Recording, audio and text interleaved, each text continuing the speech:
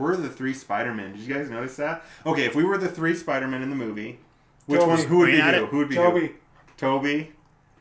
I think Johnny would be Andrew Garfield. Yeah, I was going to say, can I be Garfield? Yeah, I feel like you would be. I feel like I'm the most emotional of the 3, which... All right, let's get it started in here. Nerd. Blah, blah, blah, blah, blah, blah, blah, blah, blah. All of that chit-chat's gonna get you hurt. I'll bring you in warm. Or I can bring you in cold.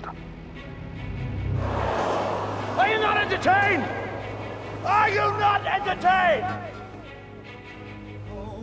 Toss a coin to your witcher, a friend of humanity. Thank you. So, okay, did it start? I think we started. Here, right? let's start it with this. Hold on, give me a second. Guys, Johnny, is this working? Guys, I love you. I don't remember the line. They say, I only saw thank it you. once. They say thank you. Johnny didn't remember it either. Dang it, guys. Jay, I only remember the web block because I know you've had that issue, Jay. Web block. Your ability to remember dialogue is unprecedented. I've never seen it in another human being. You really should be an actor. Because I feel like you could memorize lines quickly. Probably, but the problem is I have no stage presence, no charisma, no good looks. That's what I think every time I watch your cast. Dude can remember things from movies. But that's all he has going for him. No charisma. That's it. No charisma. Face for radio. No stage presence. Oh, that's great. That's why we sometimes don't do video. My self-esteem can only take so much. No, that's fantastic. For those watching at home, if I ever have an awkward look on my face, it's because Sam's slowly rubbing my knee with his. And we're both wearing shorts in the middle we're of winter. related, so that's allowed. Not by blood. Oh, And that's why it's not wrong. a little too much Game of Thrones there, Jay. Come on. Ew.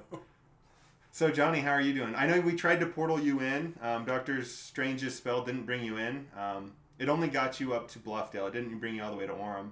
Is that No. where you're at, Johnny? Is in Bluffdale? Yeah, Riverton Hair, it's all the same.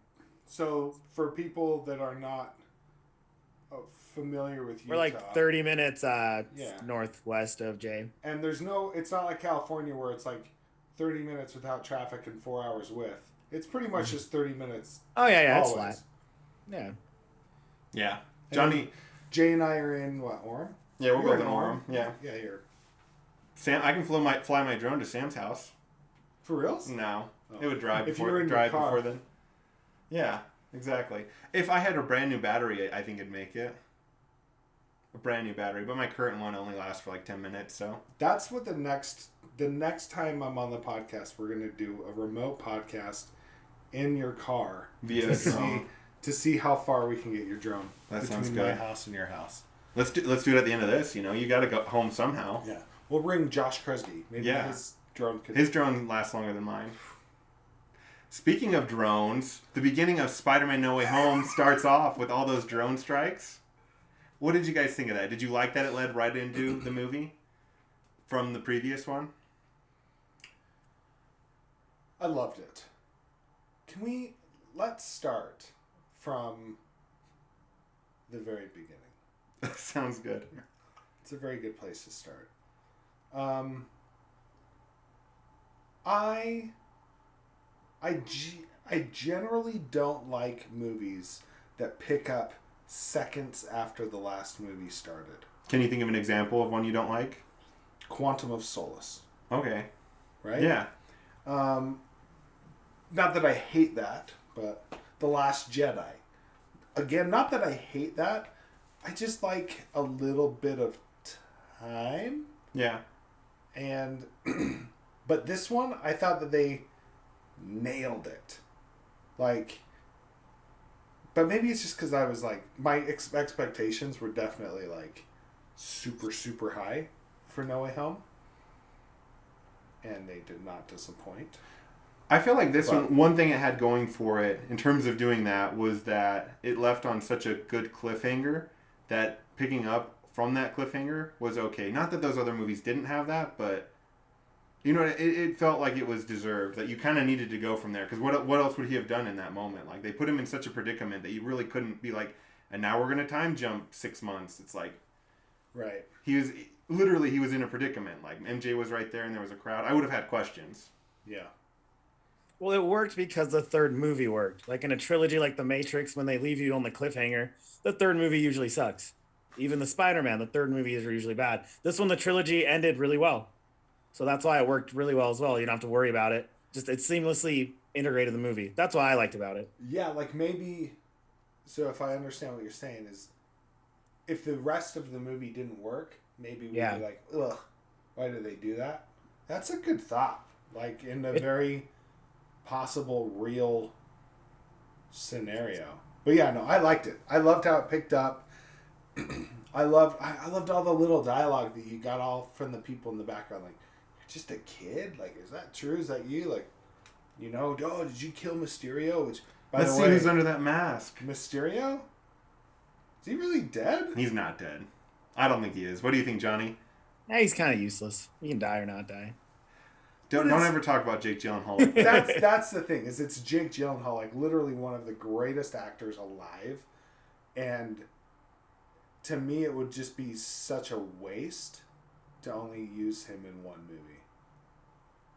And I feel like of all the people who could figure out who Spider-Man is again, I think Jake Gyllenhaal's Mysterio is probably the best villain to try and oust him again, or at least have it be a concern. Like, yeah.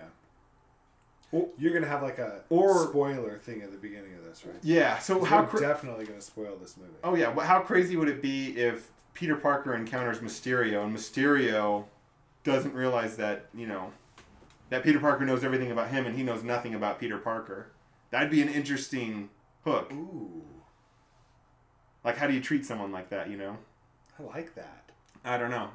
Well, that's how the movie's going to be is, you know, Peter's memory doesn't change. Everyone else did. So he's going to know histories and know everyone's acts, how they are. And everyone's gonna be like, who are you? Who's this guy? I love how we just jumped straight to the end. Like, let's start at the beginning. And at the end, everyone forgets. I said it was a good place to start. Not that it was that we had to go in chronological order. But for the fellow nerds in the room, when I said that start at the very beginning, it's a very good place to start.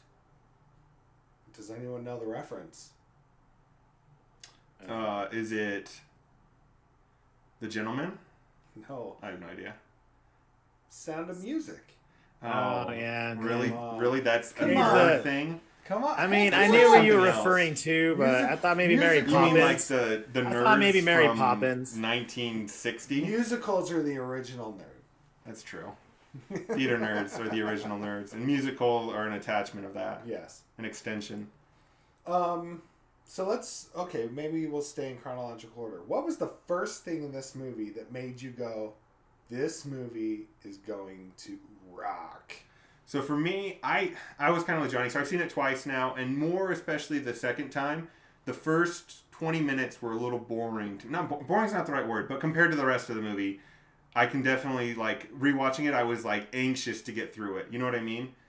Because once Alfred Molina shows up, once Doc Ock shows up, I lost it. But before that, I'm like, Peter's kind of a moron sometimes. Like, he's a brilliant idiot. Like Doctor Strange said, you didn't try and call. Like, what are you doing? That should have been the first thing you do. And you have all these, like, high-ranking friends. You've got all this stuff. Like, he's kind of moronic in some ways. Like, getting into MIT, I think, wouldn't be that hard if Pepper Pot just called one person and was like, hey, here's $1 million. Okay. Here's an easy $1 million. I get what you're saying. I think a little bit. I think the MCU is in a transition phase. Obviously, It has to be. right. You can't kill off 4 main characters and not be. Yeah, and we're but I feel like they're trying to figure out on the world of, well, how do we make these individual movies without bringing in other characters? And they're not doing a great job because you've got Doctor Strange in this one, right? I was fully expecting, someone else to show up in this. Someone from, The MCU. the original MCU, not the new MCU, as we now know that we've pulled, people in. But it is a little weird to me that you bring that up because he's super well connected. Yeah. Super well connected. And he, why doesn't he just call Pepper? Why Happy. Why doesn't Happy just Happy. step in? Right? Yeah. And do something. And really, if they actually thought he killed Mysterio, how is he not arrested? Right. If he was released of all charges. So I get what you're saying. And it did make for a joke. I don't know, Johnny. What did you think? Because you said the same thing. I kind of want you to weigh in on it. The only time I got excited in the first 20 minutes is when Matt Murdock, the Daredevil, was there from Netflix. That was that the first point. Cameo. That's exactly what I wanted to point to, man. I love that when cameo. Charlie Cox showed up, I was like, it was just great. Oh, I literally I went alone because that's the type of nerd I am. My wife and children were asleep, and I went at 10 o'clock opening night. And I sat on the back row of the theater, and there was one seat that hadn't been sold. It's a lot of detail. And as I'm walking up with my drink, my popcorn, because if I go to the movies alone, I do it right. And it's like a $30 ordeal. Oh, it should be more. And this lady, she's probably my mom's age, probably grandma, is like, "Oh, guys can sit anywhere. We didn't buy the middle seat, but no one's gonna buy it." And I, as I got to the top of the stair, and I was like, "Sorry, you guys all one family?" They were like, "Yeah." And I was like, Well, so I sat in the middle because I wasn't going to sit on the end. No way. I sat in the seat I bought. Yeah. So I sat in the middle of this family, and they passed popcorn past me and candy past me. But literally, when Matt Murdock got on screen, I clapped my hand just once, and it was super loud. And the mom sitting on my right jumped she was all afraid. I don't think she knew who he was. But Wait. Damn it, I was really hoping someone would throw a brick through in that moment and I could try and catch it. Nice. And you'd be like, what type of podcaster are you? Yeah. But then I would have been like, why did you have to look? You should have just been able to catch it blind. It's true. I love that. Because Tobey Maguire's Spider-Sense is going, he's going for it too. And Matt Murdock catches it first. Yeah. Oh, that was sick. Yeah, our theater freaked Tobey out. Maguire's Did Spider. people not cheer on opening night when he showed up? Did they not cheer in your theater? Oh, yeah. I okay. clapped. And everyone else erupted. And then people erupted, but not the people immediately next to me. Okay. I don't think they really understood. They were just, who goes to a 10 o'clock movie that doesn't know who, yeah, well. Yeah. We're not Probably gonna just go into love that. Holland. He's like, yay, Spider-Man. They don't know the whole backstory or the whole SpiderVerse since the 90s. And maybe they are an MCU family, but they weren't a Netflix.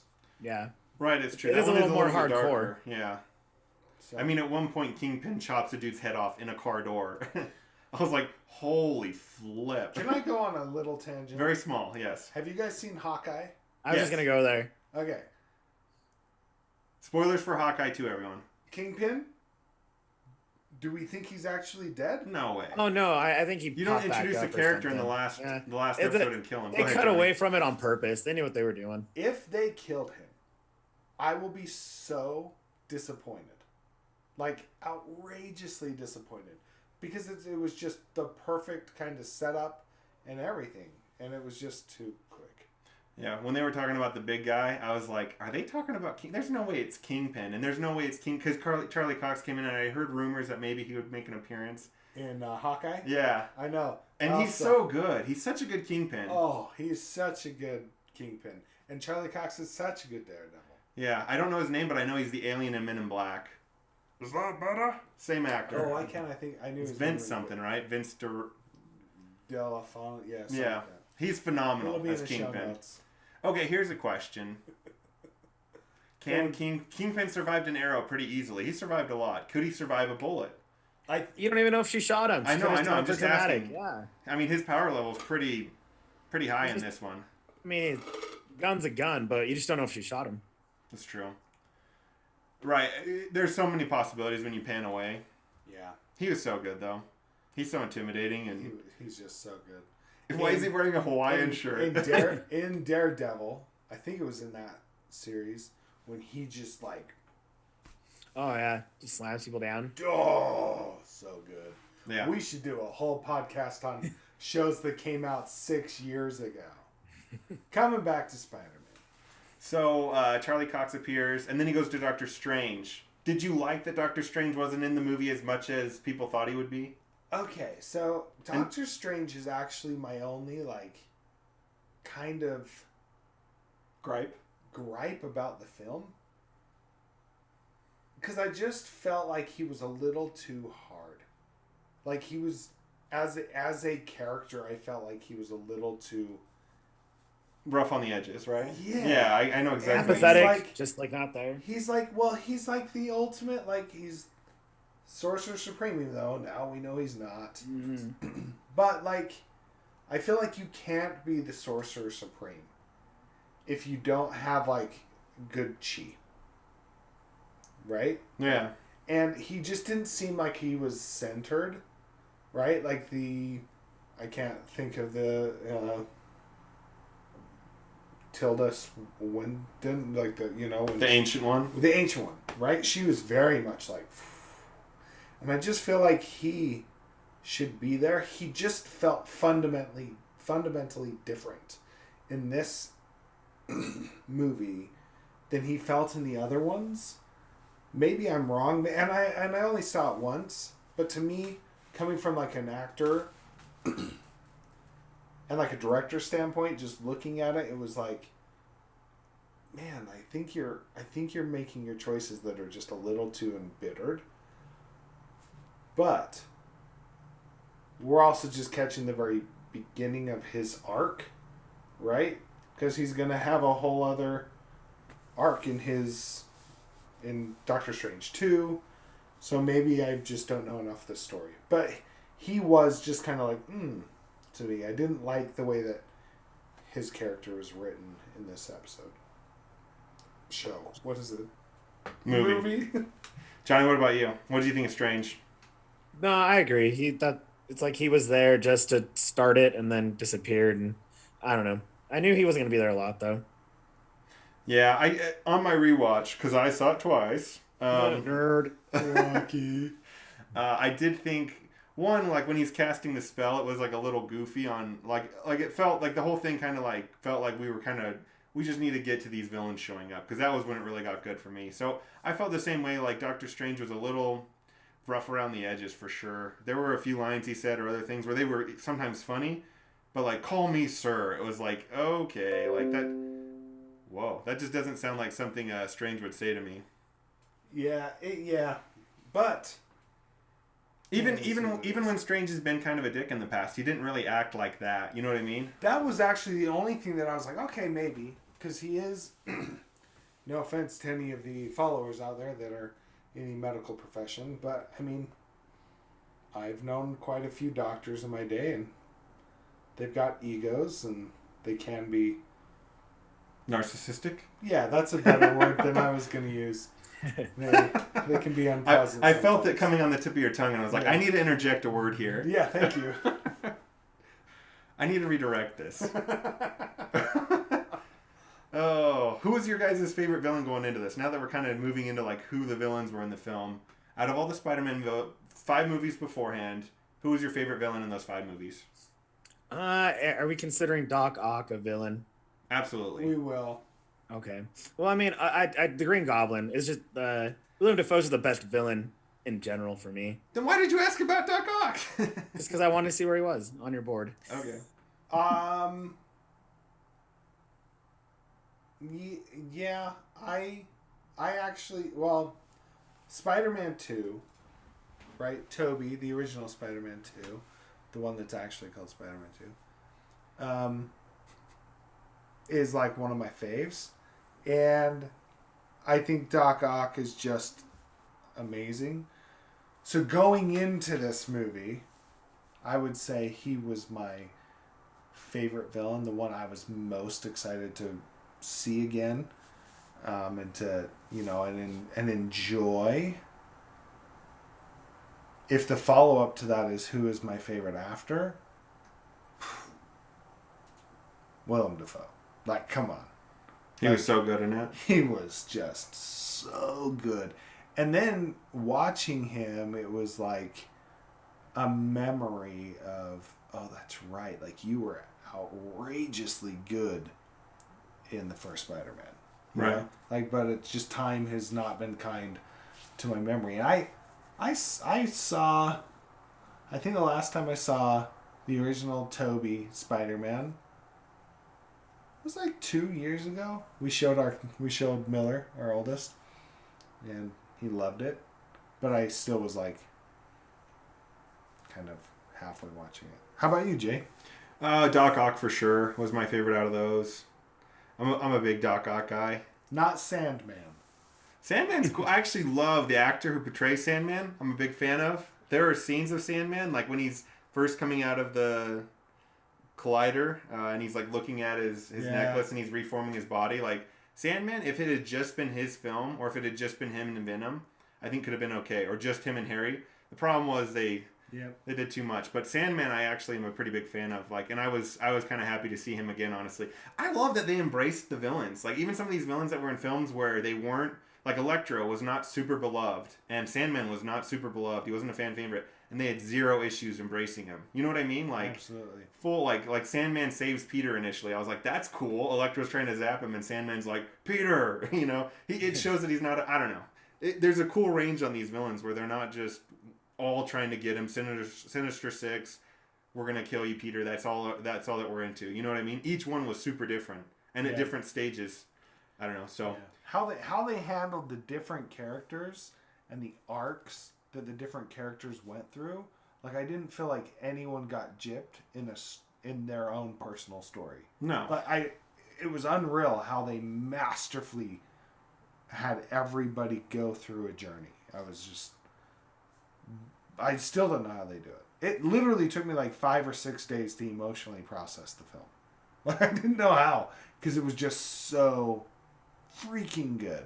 Well, all you need to do is literally one line. Doc Ock just said, "Hello, Peter," and I was in tears. Like, it's just literally one sentence. That's how emotional that movie could be. It's like, "Hello, Peter," and I was like, I'm out. Stop the movie. I'm out. Okay, so this is Sam. Don't be offended by this. This is kind of the film. Like, this is what I wanted to experience when I saw the new Star Wars movies. Is I wanted to feel like a little kid again, and I didn't. I didn't feel that way. You didn't feel like a little kid when you saw this? No. When I saw like We're The Force Awakens.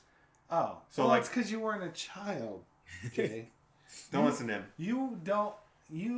Your emotional tie to Star Wars was the prequels. It was not, though. I watched I watched the originals before I ever watched the prequels. Yeah, but your emotional tie to it.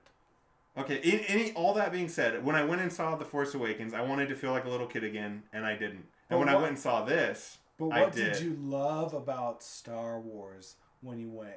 Like, 6 years ago, if someone said to you, Jay, what do you love about Star Wars? What were your answers? Luke Skywalker. No, what are your answers? Luke Skywalker was the answer. No. What did you... Obi-Wan. Darth there Maul. You go. Ewan McGregor. Darth Maul and the lightsaber fights. Oh, I did think that, though. I will give Sam credit. Star Wars is like all lightsabers and that's all battle. And it's like, no, that's why you didn't feel like a kid. I do enjoy the 30-minute choreography to lightsaber battles. I was okay with those. Sam's like, I just want it to be like Luke swinging a baseball bat and poor choreography, but a lot of venom and emotion. That's all I want. That's all I care about. I want Vader twirling it with one hand and throwing things around. That's all I want. A weird backflip. Really Throw that good, in there. Really good dialogue. A really good, like, father-son story. Yeah. None of this crazy backflips, Yoda twisting. No. I do have a love for the prequels now. That's good. To be fair though, I think my only slight with the okay, sorry Johnny, we're going really off topic. My only slight with the new Star Wars trilogy is just how they handled Luke Skywalker. Everything else I was okay with. But Luke wasn't in The Force Awakens almost at all. I didn't care for him in The Last Jedi. That was my main gripe with the series. Everything else was really good. I think that... Let's come back to the MCU. When I first saw Age of Ultron, I thought it was rubbish. Just thought, like, oh my heck, this is rubbish, and this whole world is going to pot. Yeah. Right before Endgame came out, I rewatched all of them in chronological order. So not released order, chronological order. And when I saw... But because I had seen all of them, when I rewatched Age of Ultron, I loved it. Really? Loved it. And it's because Age of Ultron sets up so much of what comes later that it was... that I just didn't realize. So, right. I think that if our good friend John and Dave, right? John Favreau and Dave Filoni have anything to do with it, which I'm pretty sure they do, I think that you will feel different about Luke and about his sequel trilogy in 5 years. I hope so. That's genuinely my hope, because I don't know. I just genuinely hope and believe that, and that's what's keeping me on. But I get what you're saying. But back to Spider-Man. So, did you feel like a little kid again, Johnny, in the theater? Absolutely. Are you kidding? I was a little... After the first 25 minutes, it was just pure nostalgia. Oh, it was great. And for me, it was... Nothing felt cheap. No. It didn't feel like it was pandering to me. And I mean, I was an adult when the first Spider-Man came out. Came out, what, 2001? No, it came out in 2002. It was supposed to come out in 2001. Oh, yeah, they had to edit. They had to edit, right? They had to take out the Twin Towers. Oh, yeah. And so... We talked about this before on the cast. Look it up. Yeah, and so it came out in 2002. I did not see that movie in theaters. I was doing some service work for my church and didn't have the opportunity. But I saw it as quickly as I could. Loved it. Loved it. But I was like 21, 22 when I saw it. So, you know, like, I wasn't a child. But it was... Spider-Man with Tobey was like the first movie that took, for me, that took superheroes and took the absurdity of superheroes and made it fun, right? X-Men, right? The original X-Men and X2, they took the absurdity of superhero movies and they made it real, right? But what about Fantastic Four? We don't talk about that. That noise.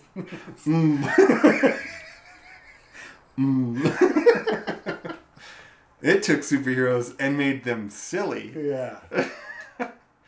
Ew. I did see like a meme today. Maybe it was yesterday. But it was like, imagine the portal opens, right? In Spider-Man. And Chris Evans comes through. And everyone thinks, oh, it's Captain America. And he goes, flame on! I think I said that in the cast, how I really want it to be when they do like everyone together and it's Chris Evans as the Human Torch. Oh, that'd be perfect. Fantastic. Be so funny. And you know he'd totally be down. Oh, yeah. Especially for a cameo thing to be funny. Dude, he would totally be down. But, yeah. Were you a big fan of like the 90s Spider-Man, the cartoons? Oh, yeah. Yeah, so you already had like a basis going into... Oh, yeah. Yeah, because the Tom Holland Spider-Man's a little different than the one that we grew up with, which he was like a little bit past college, going around, not a high school kid. Yeah. So that's the first Spider-Man I knew growing up. So that's why Spider-Man, the original movies, meant more to me. Because I'm like, oh, that's the one I knew when it's live action, finally. Right. See, well, so my best friend from like childhood grew up one house away from me, born like 9 days before me. Like we've just been best friends since birth. I collected Star Wars. I was the Star Wars guy. Like I had Star Wars Legos and posters and everything all over my room. He was a Spider-Man guy, and he collected Spider-Man comic books. He still has them, and we're talking probably thousands of Spider-Man comic books. And so he was very big into like talking about them, and then right. But then also, you guys met Travis Simbita, my really good friend. He was on the cast with me the last time I was here. Travis, I might be wrong now, but 20 years ago when I met him, in 2001, his favorite comic book character at that time was Spider-Man as well. And so he would talk endlessly about Spider-Man and what Spider-Man meant. But Travis is also a big Hulk fan. He's a big Marvel guy. But yeah, I felt this movie did what I feel movies should do. It made me forget about the crazy world, even though I had a mask on my face. And, even though, the list can go on the state of the current world in 2022 now, right?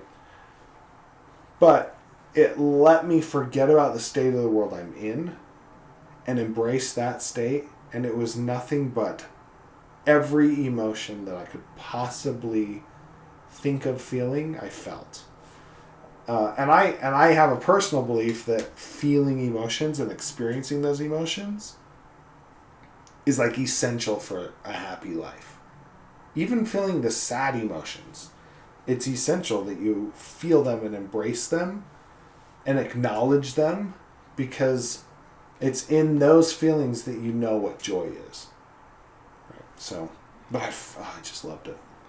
I mean, you can tell too. Like I told Jay, my favorite theater experience was in Endgame when Captain America finally holds Mjolnir and everyone lost their mind.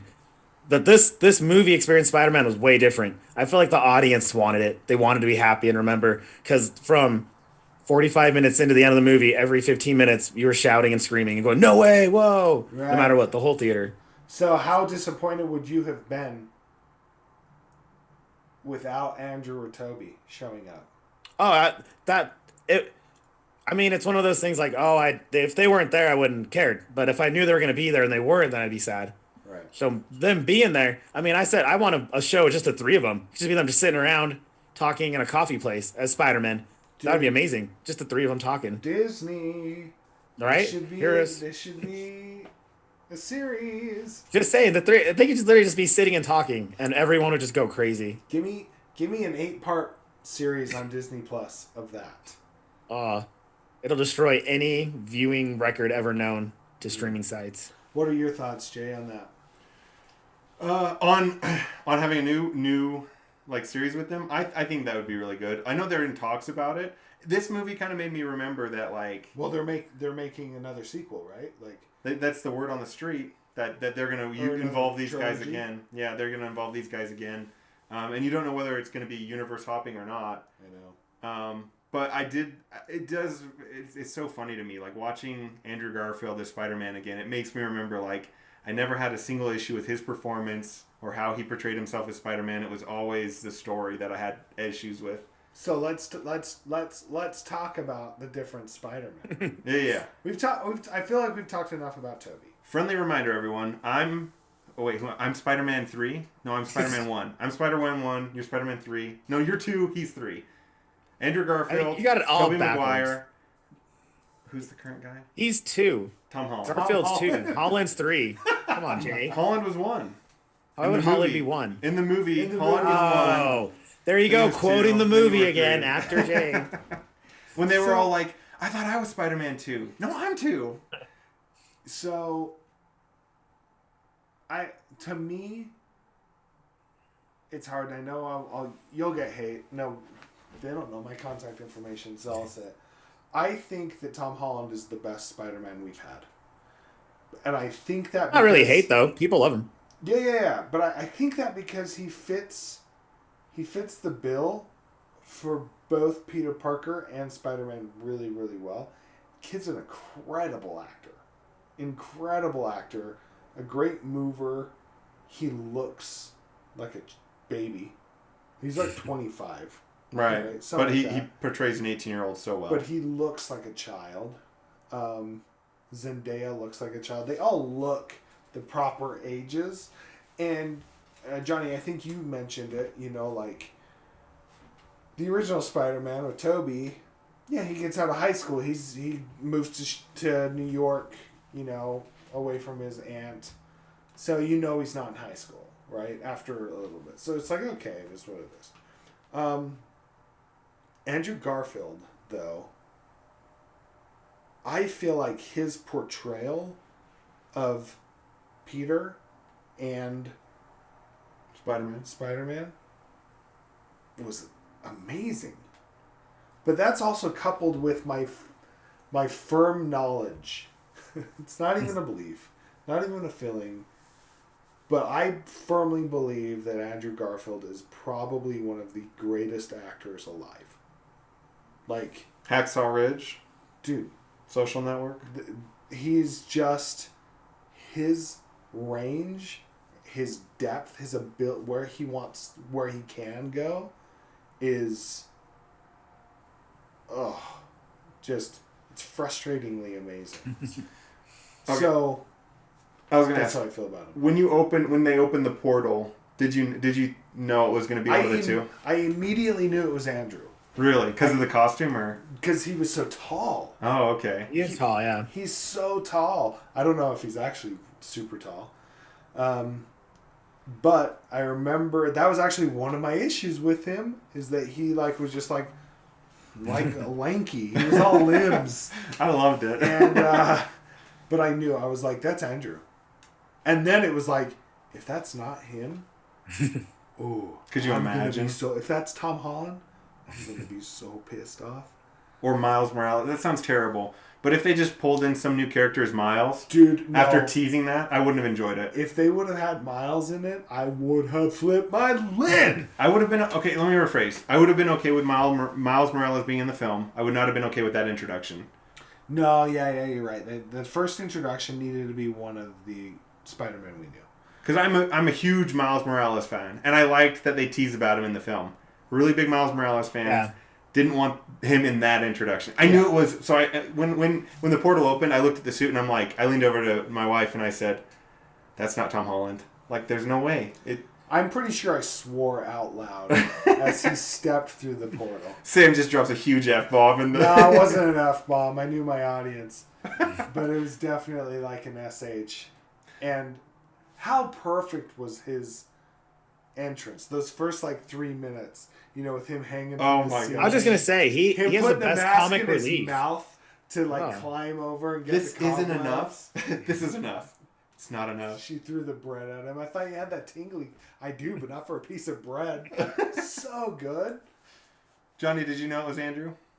Yeah, well, I knew. I think he's the tallest one, so it's a dead giveaway. And I feel like Toby's in his 40s now, so he's more stiff. He won't run like that unless you CGI him. So for me, it's one of the three. Oh, man. But it wasn't. When Toby came through, I think that was the first time tears welled up in my eyes during the film. Yeah, seeing him again. I was just like, oh my goodness. It's my Spider-Man. He's here. I loved it. And they were incredibly honest too. He's talking about MJ and he's like, yeah, we're going through some stuff. They weren't sugarcoating anything. No. They were just being extremely honest. And he's like, I lost my MJ. And it was a very honest moment. Then they had humor before, but it was really good. I like honesty that they're showing. So I believe that one of the best tropes for a story is a redemption story, right? If it's done well. that's what I mean. If you want to make a good movie, or write a good book, or write a good comic, or whatever, if you choose to do a redemption story, your odds are very high that you can structure that to a point where people feel it and they love it, right? Quick pause. Sorry, All right, so that's Spider-Man. I thought you had to go out, Spider-Man. You had to go. Your senses went out. Did you guys hear hear an alarm? the siren suddenly start? Yeah. And what I loved about this movie was it was a redemption story for everyone. Mm-hmm. Like, everyone had this opportunity to be redeemed. Villains, good guys, everybody. Villains, good guys, everybody. They leaned into it. Even Tom Holland, right? Because his redemption story is that he makes a terrible mistake at the beginning, right? He wants to be redeemed from kind of ruining his friends' lives so they can get into college. He wants to be redeemed that he didn't kill Mysterio. He wants to be redeemed that he then screws up this spell, right? But then he also wants to redeem all of these villains. They handled it. So who had the best redemption?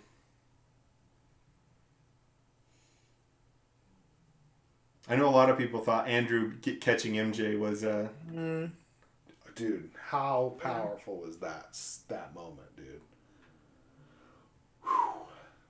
That was so good. Yeah. That's what I mean by depth, though.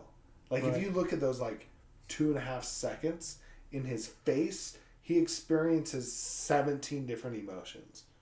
Like, Andrew Garfield is so just a frustratingly great actor.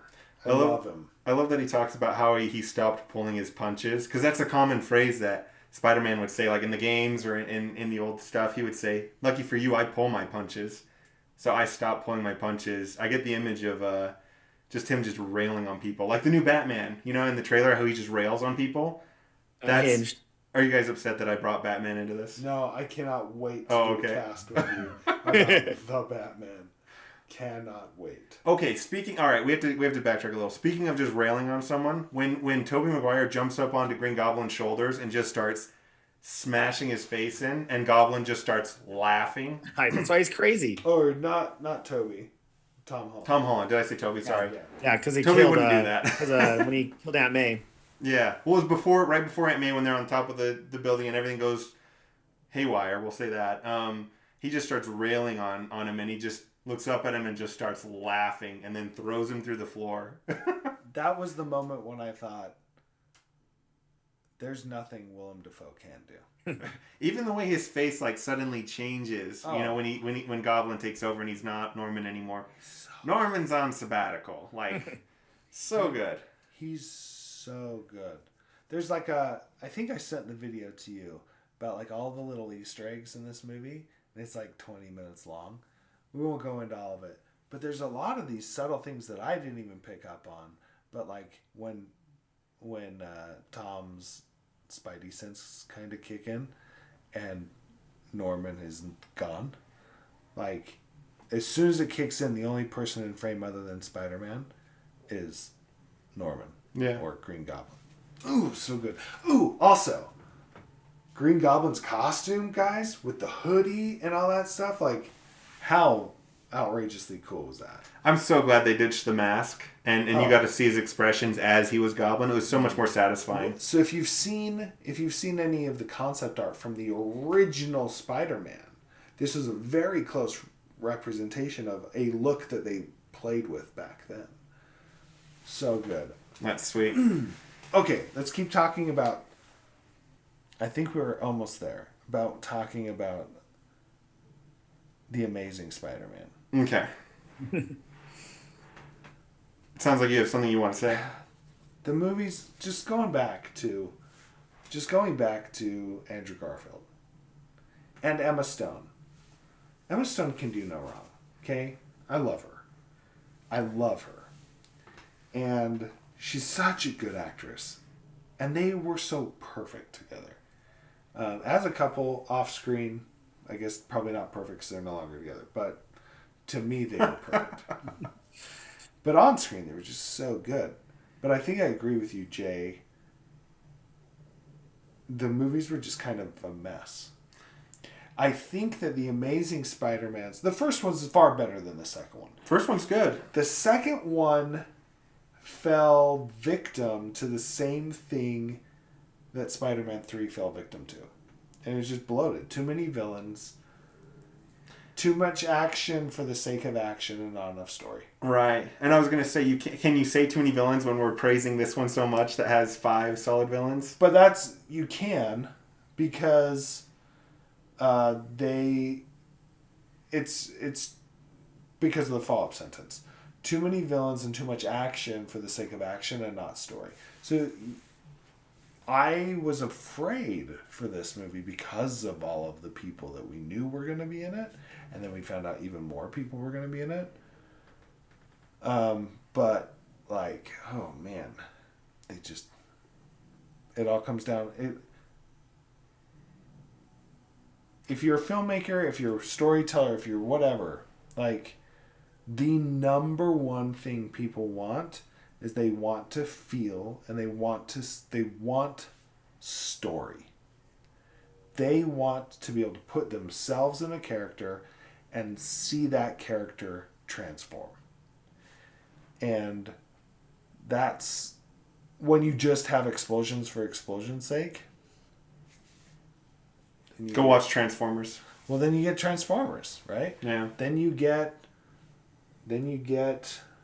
I mean, they all do that. The John Wick movies, the Die Hard movies, like the more and more bigger they get, the more like, oh, just blow this up, just do that. It takes away from the original content of the story that you like. Sorry, we're gonna have to edit out that you just said anything bad about John Wick. I love John Wick, but you watch the original John Wick, it's a small world. That's true. Compare John Wick 1 when you get to like John Wick 3, yeah, just running around, just explosions. That's what I'm saying. They make it bigger by explosions, sake. Not on the story. Yeah. Because that first story, the world is him in a living room, which is amazing. And then they open it up, which I like opening up the world. But if you're just going to, for explosion's sake, they all do it. Yeah. It's just a trope they get. What you're saying, but those movies are amazing. So kind of touching on, I like that they leaned into... Sometimes I think movies are ashamed. If a movie didn't make money, they're ashamed of it. I like that they weren't ashamed of like The Amazing Spider-Man 2. Even though it's a goofy movie and Electro is kind of a goober, you know, oh hey Peter, whatever. He never says hey Peter, hey Spider-Man. Anyway, I like that they leaned into it and they brought Jamie Foxx in. He's good looking. Can you explain that though? Have you guys read about it? Like, how does he have hair? How is he good looking? Like, how is he not a dweeb? Like, did they fix... I only saw the Amazing like how he's just handsome later. Because his body got reformed perfectly from the electricity. You know, he was... Is that true? Turned into true energy and then got brought back. I have no idea. I do know they talked about... I'll use it. We'll say that. There's a plot hole of, like... this is kind of interesting. There's a plot hole of, did he ever know that Peter Parker was Spider-Man? Right. Because I don't think he did, right? So the growing consensus is that even though you didn't see it on screen, he could have heard because he was working for... Oscorp and the main guy knew. I think the main guy had figured it out. He could have picked it up along the way off screen, which would explain his being there. And then there were other explanations you heard, but that one was the one that I thought was most reasonable for my headcanon. Interesting. Any villains that you wish would have been in this film? Definitely not Green Goblin from The Amazing Spider-Man 2 or Rhino. Really? I wish Rhino would have been in it. Could you imagine? But that's because I freaking love, what's his name? What is his name that played Rhino? I couldn't tell you. Come on. Oh, another fantastic actor. Paul Giamatti. Oh my goodness. The guy's amazing. If you haven't seen the show, John Adams, HBO, 6-part miniseries, watch it. Don't wait. Watch it. It's outrageously good. True story about John Adams, you know, our first vice president, second president of the United States. He's also really good in Big Fat Liar. Yeah. It's turned blue. So what about... Well, I mean, why do they have the Kingpin? Like, they could have... Why don't they brought in the Kingpin for just, like, a cameo? Right. Something like that. Who dealt with Spider-Man in the 90s, the cartoon, which all the fans who watched this one knew. Or James Franco. Franco's been written out. I feel like he's still X'd of Hollywood, but still, yeah. I'd have loved to have seen Franco. Why not? Like, I mean, other than the fact that he's blacklisted. He is blacklisted. Yeah, He is. He is what he is. Yeah, it's too bad. It's too bad that he used his power the way he used his power, allegedly. But it's also too bad that we don't get to enjoy him anymore. Like, cause you ever seen 127 Hours? You haven't? No, I know what it is, dude. I don't know if I could get through the. Oh, you've got. Have you seen it, Johnny? 127 No, I don't hours? do. No, I don't do you've movies got. where You people chop guys, off I'm their dead arms. serious. You have got to watch that movie. Can't watch someone chop off their own arm. It is Not for 127 hours. Maybe for like 2 hours. It's amazing. Well, the movie's 2 hours. It's not 127 hours. So you're in good luck. The movie's so good. And then I thought James Franco was fantastic in the very first Planet of the Apes. What was that one? Dawn of the Planet of the Apes. Oh yeah, he was good in that. Oh, He's good. He's really funny too. Like it's a wish that like you wish he could just be the actor that he is. Great actor. Yeah, I wish we could enjoy the actor. I feel the same way about Kevin Spacey. Right? Yeah, amazing actor. Yeah, but then when you I'm peel actually behind the- also kind of fine letting Kevin Spacey die a cold, bitterless death. He was played out. Anyway, back to Spider-Man. I really Because the one good thing about that the other Spider-Man movies never got, and I'll just say this real quick, is his little sidekick. I love Ned. Ned's still one of my favorite characters. In the third movie, they did him so well, and you never had that. Franco was supposed to be Spider-Man's friend, and the third movie he was a little bit more his friend, but we don't talk about the third movie. So I really like Ned. That's the one thing that this edition of Spider-Man brought that I liked a lot. Yeah, Ned was great. How did you like his joke? The joke about The meme? about Spider-Man's favorite or best friend always dies. Oh yeah, that's right. Arms. And he died in my arms. Dude, I promise you I'll never betray you. Become an evil supervillain. Oh my goodness! I just thought that was so fantastic. Yeah, I thought that was pretty good. His face when Tobey Maguire is talking about his best friend who died, he's so distraught over it. How good was that scene though in the science lab? Yeah, when the three of them were Right, yeah, I didn't pick up on that at all until someone told me that was the meme where the Spider-Mans are all pointing at each other. Yeah. Gotta go this way. Okay. Thank you, Sam. You just have to point at both of us. There we go. That was much easier. But even just like the three of them all taking on and using their brains, and you forget that that's in our current understanding of the MCU. You forget that Spider-Man, that Peter Parker's a genius, Right. because he has all this Stark technology, right? And I don't know, it's interesting, right? Also, I'm confused why he loses the Stark technology at the end of the film. Yeah, how he just goes back to the old blue and red sewn together costume. Yeah, like I'm a little confused. Yeah, I because never. Jay, you've seen it twice? They don't wipe everyone's memory that Spider-Man exists. They wipe everyone's memory that Peter Parker is Spider-Man. So Happy should still know, not necessarily who Spider-Man is, but Happy should know Spider-Man. Was friends with Tony Stark. Was friends with Tony Stark. And well, yeah, it was an Avenger. Tony Stark left everything to Spider-Man. Right, all of these things should still be known. So why does he?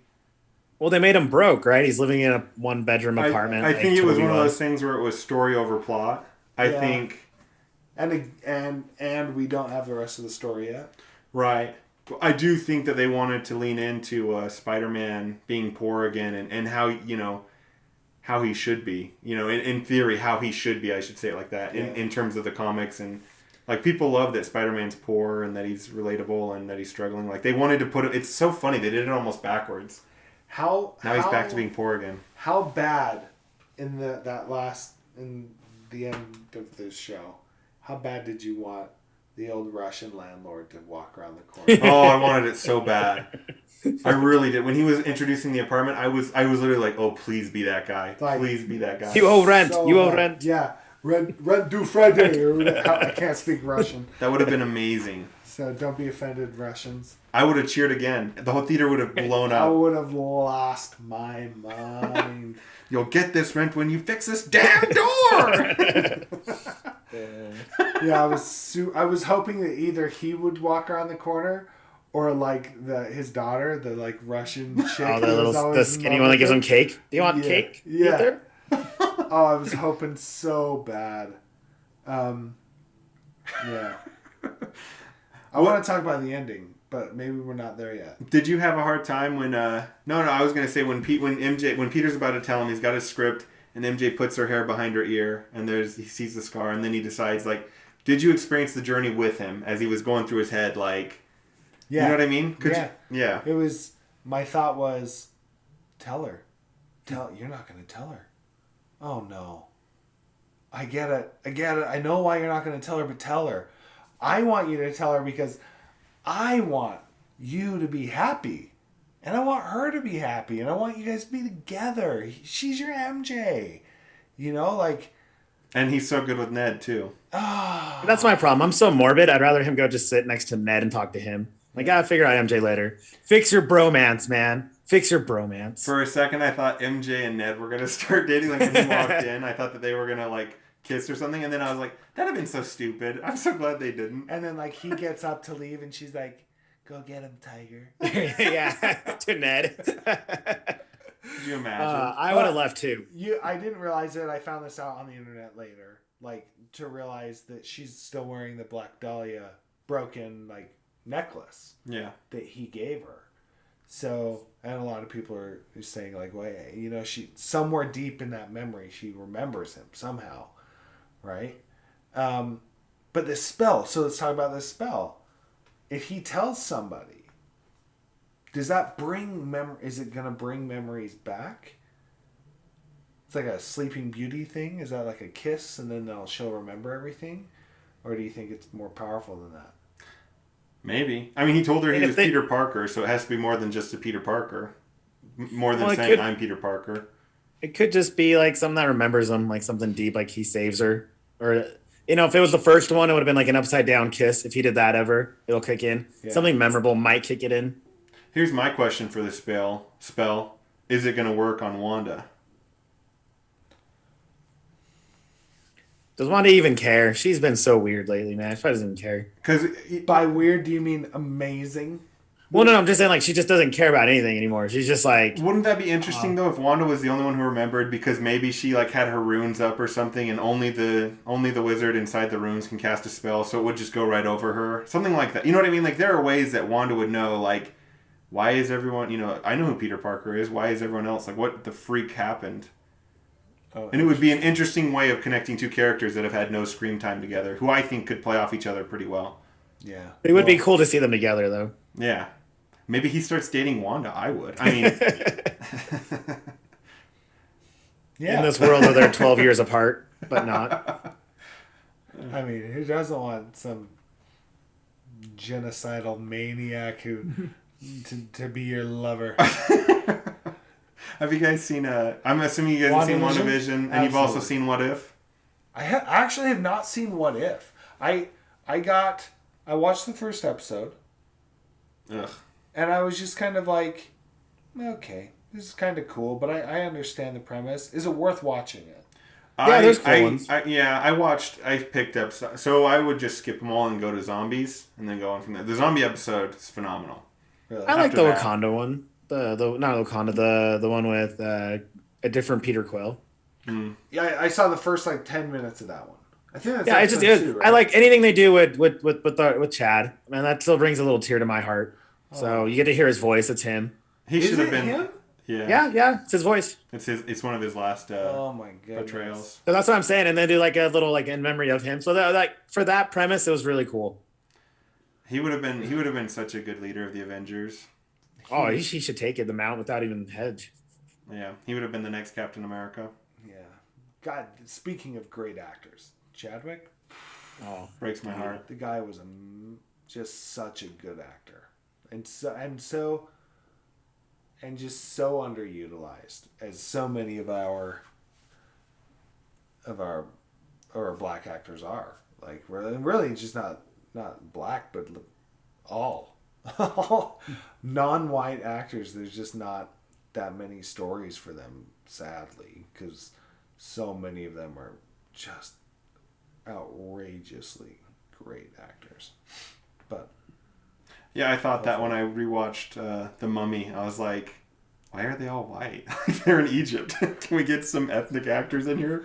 Like, it's kind of bugging me now. Well, what was the other one? The Moses movie with Christian Bale. Russell Crowe. Oh yeah, I missed that one. I haven't seen that one. What was that movie called? I can't think of it. But it's where Christian Bale was Moses, and it's like like everyone is like white. Like, what the hell? Like, at least in Ten Commandments you had like Yul Brynner, but I think Yul Brynner was white too. Was he? Shoot, this is gonna be bad. I'm gonna look that up. No, you're good. No, but I've thought that. And some of the I rewatched some of the films from the 90s, and I was like, huh, like I didn't realize how much some of these diverse actors make such a good difference. He's a Russian American actor. Eastern European. Yeah, could have some interesting ties. Johnny, I wanted to hear your favorite part of the whole movie. Do you have one? Like a moment that stood out to you more than any other? I mean, I still, like, that pops in my head, dude, when Doc Ock just says, like, hello, Peter. That to me when just, he's like, first flashback. Introduced, or... No. When they, like, first make eye contact. Like, in the very end. Towards the end. When he goes to his Peter, and he goes, hello, Peter. Just the way he says it soft in his voice, like we're okay. And then Peter sees him alive. Like, that made him happy because he wasn't alive, right? The last time he saw him, he was dead.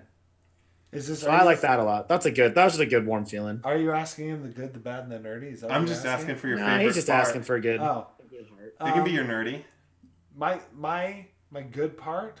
You want to do a good, a bad, and a nerdy? What? You got a hard stop, right? No, keep it going. We're good. We got 15 more minutes. Let's do a quick good and bad and nerdy. Yeah, let's talk about it. You go first, Johnny. Good. It's your show. I won't take. Johnny, you just did good. Good. Good was just like the cameos. Do we want to do good? Yeah, good was just cameos. And then nerdy? And then the nerdy. Okay, Johnny, give us a good.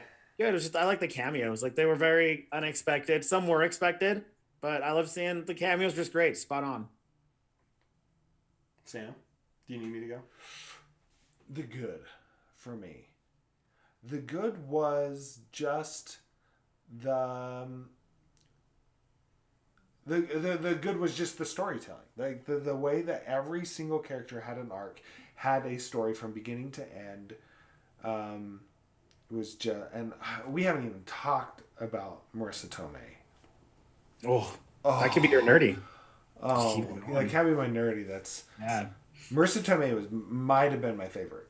Like it might have been my first crush. And she's still so beautiful and such a she's stunning. She was just so good. But her arc and her delivering Uncle Ben's line, I just thought it was brilliant. Like, what a way to weave that part of the Spider-Man story into this film, because there was not an Uncle Ben, right?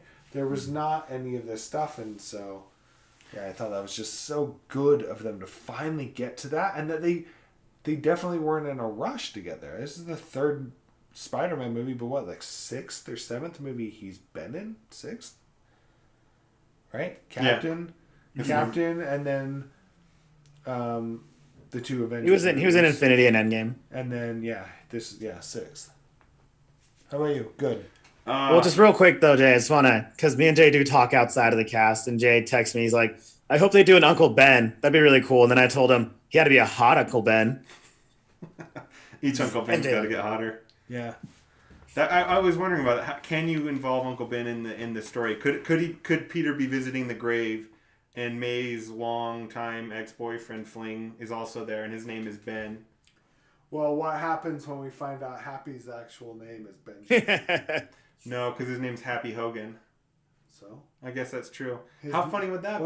What if it's Benjamin Happy Hogan? I do love Happy. His photo with the mullet. Good for me. I had one and then it went away when I was thinking about if Uncle Ben could be there. I I would say the good for me was the redemptive arcs. It's kind of what you played into the stories, but specifically that I said this before already, but they lean into like they're not ashamed of the old stories, and so everyone has an arc. And like J. Jonah Jameson's there, just things like that. It's kind of playing off both years combined. I'm sorry, but I'm gonna steal those. Don't think of it. Don't be sorry, J. Jonah Jameson. So good. Okay, can we? The bad. I just wanted to say, actually, this is gonna be my good. One scene is my good. Oh, you got it good. Yeah, when Peter Aunt May has just died and he's looking at that screen, it's like the most beautiful shot of the movie, and J. Jonah Jameson is huge, and he's like everything Spider-Man touches crumples and comes to ruin, and he's just sitting there crying, and the rain's on him, and it's this like incredibly beautiful scene. That scene to me was that's my good, because it was such a good scene. Like, imagine how you're feeling as Peter when you're Peter and everyone hates you, and J. Jonah Jameson is saying exactly how you're feeling and condemning you. I thought that was so good. And the scene was beautiful. The story, the writing, man. Nailed it. John, you got a bad? The only bad, if you're going to nitpick, was like that 8-minute montage where they're like trying to figure out if they're going to go to school, like college, and they're running around. I just didn't care for that. It's not even bad. I just didn't care for it. Like 12 minutes in. I literally forgot about that. Yeah, it was just kind of like that existed. Yeah. But you're totally right. Like, oh, well, didn't get into this school. Didn't get into this school. Didn't get into this school. Yeah, and it was like it's like this little 8-minute montage, and then Flash, the only Flash I don't like, that kid, and then he's like, he's my best friend. And I was like, that annoying, like 8 minutes. I was like, cool, I guess you had to do it, but that's my only bad. I think he's great, and I think that they're setting it up for him to be Venom. For Flash to be Venom. Well, Flash is Venom in the 90s. Bold prediction. That could be part of your. I like that a lot, though. That'd be a cool one. Johnny, do you have a bold prediction for us? That Uncle Ben is really hot. There you go. Uncle Ben will be in it. Happy Hogan. Happy Hogan. Give me some Jon Favreau. Okay, so before you do your bad, I will say this about Flash. It's funny how like I feel like we portray him and everyone thinks he's this bad guy, but if you pay attention to some of the side dialogue surrounding Flash, like in the first film when they were almost killed at the Capitol and he comes back from the airport, his parents aren't even there at the airport to make sure he's okay and to greet him. Well, yeah, he's the quintessential like rich kid, ignored rich kid. Yeah. In this MCU, and so yeah, he really just is like. I actually love this Flash because he's the bully of the 2015 plus, right? He's the new age bully. He's the social media bully. Mm-hmm. He's not the jock bully. Mm-hmm. But you feel bad for him. I thought of it that way. I can relate to him. I'm like, oh man. That's something that Hollywood's really leaning into right now. Is that like even villains, like they're a villain for a reason, right? I just watched Cruella with Emma Stone. Oh, so good. She's just so good. But they're really leaning into it. You know, you Maleficent. You got all these all these are Disney movies, but villains are a villain for a reason, and yeah. So bad on this. Going to my bad. Bad for this film. I'm going to go with Doctor Strange. I feel like of everyone in the film, his dialogue and the way he was directed, it wasn't Benedict's finest moment. I might eat my words as we get more information about him and his character. But it's either, like I just... Did he phone it in for you? Yeah, I just didn't love his character in this film. And I know you're not supposed to love it, but I was just kind of like, just kind of like a very prideful ass. Sorry, Kathy. That's my mother, everyone. I was going to say that Jay has that tattooed on the back of his shoulder. Sorry, Kathy. Bad for me. I would say, man, you guys take all the good ones. Because those were like, Johnny's was the only one I was thinking of. Like, as I rewatched it. Really late, yeah. As I rewatched it, I was like, the pacing in the first 20 minutes, like, I really just wanted to get to Alfred Molina to show up. I had a hard time with it. On the second review, like, the first time I watched it, it didn't really bug me. But knowing what was coming on the second viewing, it was hard to, like, I was really bored. Yeah, and I think you're right, Johnny and Jay. I think that if any of the scripting struggled, it was that initial scripting, right? It was the first, probably 20 or 30 pages of the script where it was like, okay, well, we got to show some conflict. Well, everyone knows that he's Spider-Man now. Everyone thinks he killed Mysterio, but he's a superhero, so, like, we can't, like, hate him. We can't put him in prison because he's kind of, the main guy in the show. So how do we justify that? But also he has to go back to school, so that's weird. And then his teachers are going to kind of, like, worship him, which is fine. It is what it is. But maybe we have one teacher that doesn't, which is also kind of weird. But I don't know. All of it to justify, and now they can't get into colleges, even though they're brilliant. And even though he's the rightful heir to Stark Industries. Right. MIT's going to deny him. Yeah. I guess he's not really the rightful heir, right? Because Pepper and Tony had a kid. They did get married. Yeah, but I mean, they can make him the COO. I mean, he was in deep enough that there would be deep enough that, like, he's like, no university in the world is gonna turn him down because they know the bank account behind that. Tony Stark's pet project, running around in a $14 million suit. Yeah, like, come on. So I actually do have a bad. So my bad was, I thought it was kind of silly that the reason that the spell collapsed was because he's like, you keep changing my spell. Yeah, why doesn't he just go, okay? Yeah, I would have enjoyed it more if it would have been like, there's something going on that's, like Loki just happened and the multiverse splits or whatever in Loki. It would have been more interesting to me if Doctor Strange is like, something just changed. Shit, the spell's going haywire and I don't know why. And then it goes crazy and then he brings it down. You could have had the same story but tied in Loki without even needing to say it on the nose. But saying, you keep changing my spell, young man. Call me sir. I was like, that's kind of silly. Especially when we had all these other shows that were setting up the multiverse and interesting stuff. And everyone watched those shows. Well, yeah. Yeah, I think that absolutely could have worked. And probably, like, I don't disagree with you.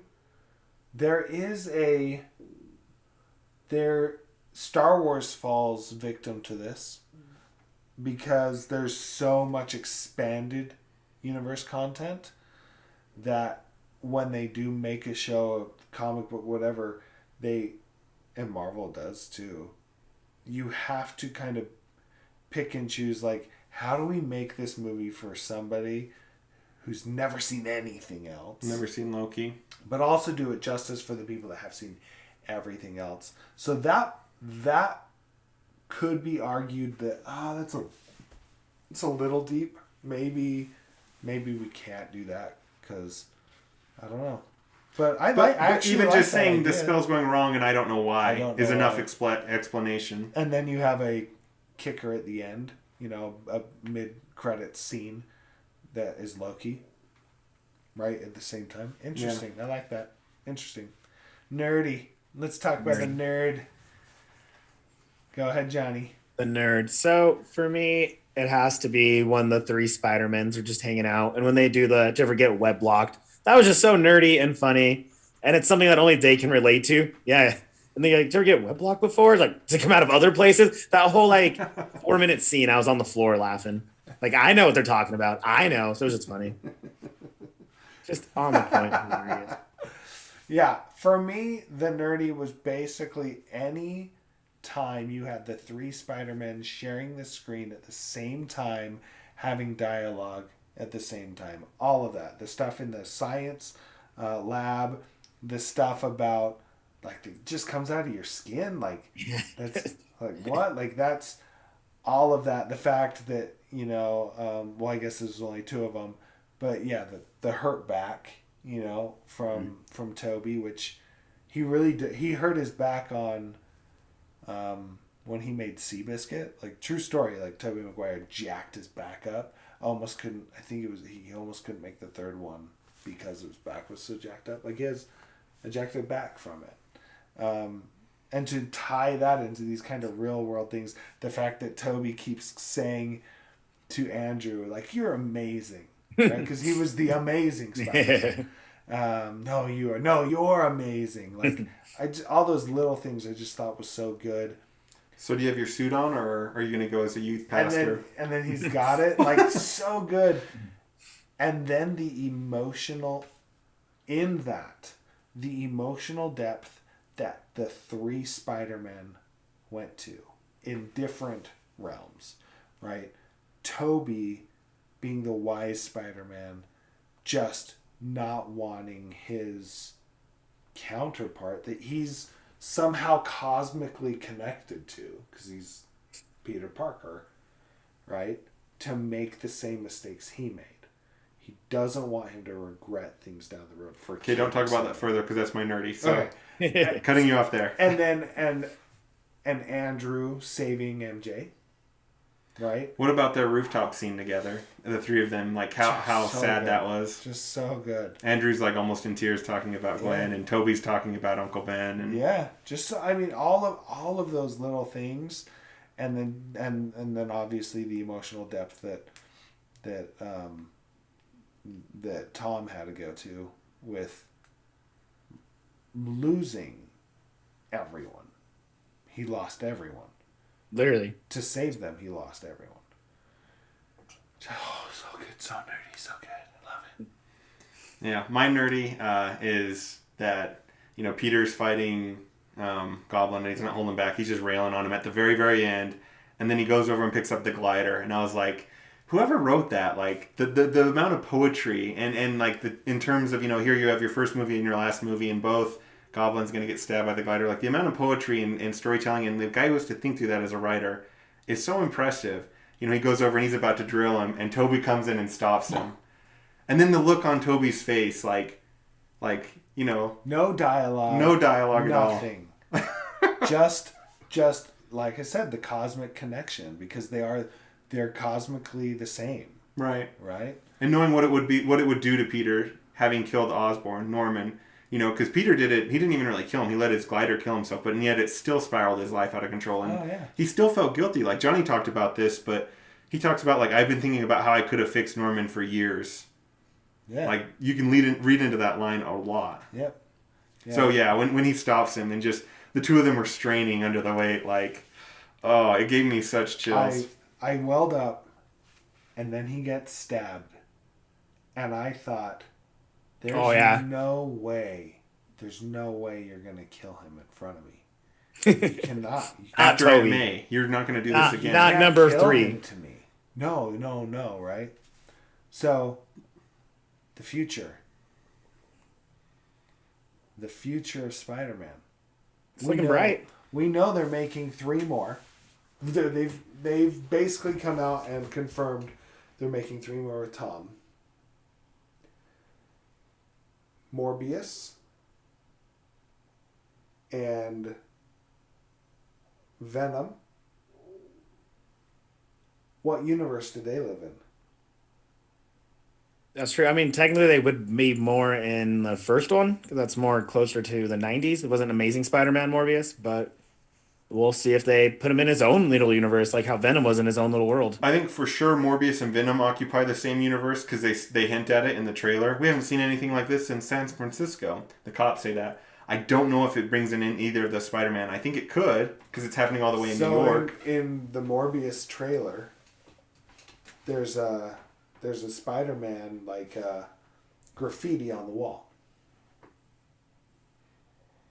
I would be okay with it. I've read that one thing they're considering is having Andrew be Venom, and then Toby and Tom need to fight Andrew's Amazing Spider-Man as Venom, which would be pretty cool. So here's what I'm hoping, is because I'm in love with Andrew Garfield. Tell us how you really feel. Platonically. And have his babies. I'm hoping they bring him back. And let's just embrace it. Let's just embrace it. There's 2 Spider-Man. They're going to make another Spider-Man movie, right? I would love for them to make Spider-Man 4 with Tobey and have Sam Raimi come back and direct it. I would love it. It's not too campy for you? Oh, no. Because the 02 ones, like I rewatched them, like this is super campy, but it was also 2002. I love it. But also one of my favorite shows of all time is the original like Batman TV show. Like, oh yeah, that's right. I'd ask the wrong guy if it's too campy. Who am I kidding? Like way into it. So, but I really hope I really hope that Morbius and Venom, at least the Tom Hardy Venom, exist in the Amazing Spider-Man universe, and I hope they bring him back. And because he can't do wrong. As long as the scripts are good, he's gonna do a great job anyway. But as long as the scripts are good, the movies will be good. Right, and I don't know. I'm curious to see how it goes. So like Venom 1 and 2 are good. I was starting to feel a little bit of superhero fatigue just because I thought the last few movies after Endgame I hadn't enjoyed. Like Shang-Chi was good. I didn't even watch Eternals, and then the shows were fine. So I was nervous going into this new Spider-Man. Like, am I starting to experience superhero fatigue? And then I watched this film, and I'm like, nope. It was just I needed a rekindling, I guess. So we won't list from best to worst of all MCU films, right? But where does this one land? Top 3 for me. I think it would fall right after Infinity War and Endgame. Well, that is a little hard, yeah, because this pulls at a lot of heartstrings. I go top 5, easy. Yeah, I'm top 3, and possibly number 1. Really? Like legitimately, possibly number 1. And I think it's because it ties in so many years of my life. It pulls it together, right? And it just makes me like super excited. Being a dad and having children, I want my kids to just watch all these movies, but this was like the first movie that I was like, oh man, I don't want my son to watch. I want him to watch like the old Spider-Mans and then like give him time, and then he can watch like Amazing Spider-Man. Then give him time, and then I want him to watch this movie. It'll be way more meaningful. I want him to feel what I feel, and I know that's ridiculous, because I want the same thing for, like, Star Wars. But, like, it's too late for that, right? He's already seen, all of them. But, like, but this was the first movie that I was like, oh, I want my children to experience this the way I experienced it. It's that longing that I think movies have. It's why I think people like us are passionate about comic books and books and movies and stories and anime and whatever you might be passionate about, nerdy about, because you're trying to recreate something from the past, and this one just recreated it so fantastically that it might be number 1. Okay, so this is my final question. We got to wrap up. But before you wrap up, hold on. This says because The Okay. Matrix Reloaded just came out like a week or 2 ago. I haven't seen it. And they lean in so hard on, hey, do you remember the first movie? That it kind of, like, that's all you notice. So this new Spider-Man did it so well that they gave you enough that you loved, it brought you back to the old stuff, but enough that it's a whole new story. Yeah. So that's why you hit it right on the nail, and you're like, it give you the nostalgia factor, but it didn't make you not want to watch this movie. Yeah. Like. That's all I'm going with this. Yeah. I haven't seen the second Venom, by the way.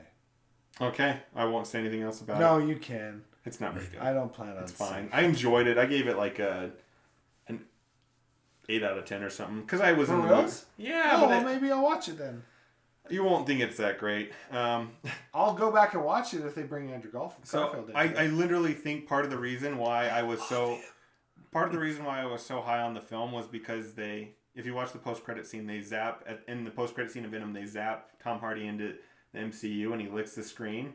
And so, like, I think that bumped it. Like, I think the movie would have been like a 6 or a 7 for me, but because of that one scene, I cranked it up to an 8, just because of that one implication. So I knew about the post-credit scene because somebody told me. They were like, really, that's the only scene you really need to watch? Right. And so I didn't watch it, but I read about it, and I just figured I'd eventually see it. I just, like, the first one, I just didn't, like, love. I enjoyed it, but it was just, to me, it was explosions over story. Yeah, this one will be like that, too, again. Maybe even worse so this time. So, yeah. I think it just got me so hyped that I, like, splattered out 8. It's an 8, you know what I mean? Like, I'm so excited. So it shot out from other parts. Yeah, exactly, like my spider web. Okay, we are now in the final portion of the... I'll ask one last question, then we'll close out. Here's my question. Where does it rank in terms of Spider-Man films? Number 1. Even over Into the Spider-Verse? Hands down. It goes. This goes number 1. I'm not talking about. It goes Spider-Verse, and then it goes Spider-Man 2. Those are the top 3. That's the hierarchy of Spider-Man movies. So you have to include Into the Spider-Verse. We're including Spider-Verse. Correct. Yeah, no, I would put that as 2. Spider-Verse was awesome. Don't get me wrong, but you give me a live action stuff that happened over 20 years of my life, I'm gonna enjoy a little bit more than a super great movie with an amazing soundtrack. That's why it's number 2. Yeah, you know, I don't even hedge. I think I go this one, No Way Home, Spider-Verse. Yeah. What's 3? Number 2. See, I'm saying. See, Jay, you got to be, alive in the 80s to realize that's how you do it. What year were you born? 94? I think my social security number is... yeah. And what was your mom's maiden name one more time? Oh, yeah, no. What's yours? Did you go to? What was your elementary school you went to? What was the street? What's your childhood friend? I mean, I bet I can guess by process. John knows all these things, I think, and Sam could probably figure them out. Okay, I want to rank them too. Yeah, I would put Into the Spider-Verse as number 1 for me. Because it's so good. Yeah. It's an amazing movie. I've rewatched it like 4 times, which is rare for me to rewatch movies. It's just so freaking good. Yeah, the Prowler as his uncle, just phenomenal. The soundtrack, like Johnny mentioned, as he's chasing him, like the animation was so, I don't know. Like Gwen, you know who that is? Spider-Gwen, so let's go. Yeah, you know who that is? Gwen Stacy, yeah, Emma Stone. No, the voice. Sorry, I thought you were saying. You know who who Gwen Stacy is? Who? Haley Stansfield. Oh yeah, is it really? Hawkeye. Yeah, I the did new know Hawk that. Girl, I forgot. whatever she is. Yeah. Echo, I think, is the name that she eventually is going to be the superhero Echo. Hawkeye, I thought. She is in Hawkeye. No, I thought. No, I think she just replaces Hawkeye. That's you think so? That's my cousins read the comic books, and she just replaces. Yeah, she becomes Hawkeye. Yeah. Oh. I mean, they could keep both of them. Yeah. Hawkeye and Hawk Guy. Yeah, not hot guy. Jay, calm down. Okay. What's that, Jay? What's your 2 then? Oh, for sure, this one. So what's your 3? Probably Far From Home. Don't hate me. See, I knew you'd keep it. You would keep the classic. Far From Home would be my number 4. Okay, good. I love Spider-Man 4. Jake Gyllenhaal was such a good villain. Okay, I don't know if you know this, but there's a... My number 5 is the original. Oh, you're so good, Sam. Yeah, that is a good one, though. Those are all... And the last one is number 3. So get this, guys. There was a meme where they talked about how, like, we always make fun of the MCU characters because they put on a hat and a jacket, and all of a sudden you don't see them. You know, like, that's the joke. Like, Captain America wears a hat and glasses, and you won't notice him or whatever. Like, that's so stupid. But Jake Gyllenhaal is in the background in the airport when Tom Holland is. He's in a hat behind him, checking him out, and you don't notice it. He's in the movie a ton. Yeah, and you don't know it. A ton. Like, they've hidden him in.